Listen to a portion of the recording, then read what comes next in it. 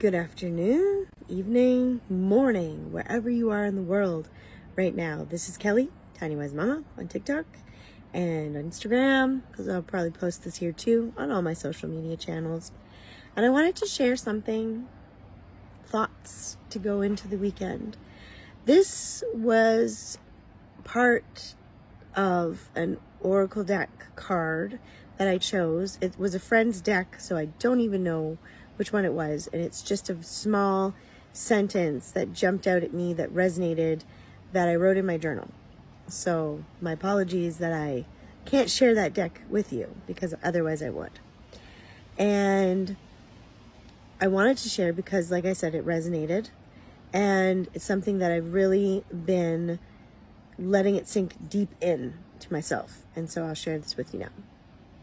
Fall in love with what you are.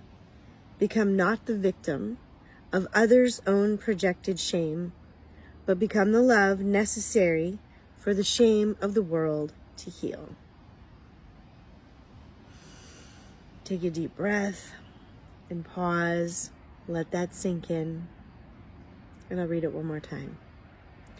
Fall in love with what you are. Become not the victim of others' own projected shame, but the love necessary for the shame of the world to heal. And I talk a lot on my channels about ego and shadow, and how easy it is for us to react from those spaces, how our egos have behavior patterns, how our shadows like to resurrect those even when we think we've changed them. And there's so much trying to divide us in the world right now. Politicians, media, people, companies. And if we're divided on everything, it's really difficult for us to become unified. And in order to be unified, it's not that we all have to agree, but we need to be not divided within ourselves, not have the separation within ourselves. And that means we have the very difficult task of understanding when we are acting from our emotional wounds and when we're not. And when we're stepping into observation, looking at how we're dealing with things. I have been privy to people I really care about going through something very difficult, in which they have had to look at their behavior patterns that they inherited, and to observe it, and to acknowledge to each other that they are triggered. And instead of reacting from that space, they're choosing to communicate from a place of love and understanding. And it's a difficult transition because they're moving out of these patterns. They're not happy about it, but it's happening. And it's a little heartbreaking because I love these people, but also it's very awe-inspiring to watch as they are actually doing it, where they're choosing not just to react and to be angry or whatever, but they're choosing to do it differently. And this is what we all have to do inside of ourselves, is we have to communicate with ourselves differently. And we have to choose to see that. And sometimes when we see false belief structures within ourselves, or we know that we've been holding on to something that's been holding us back, it can hurt.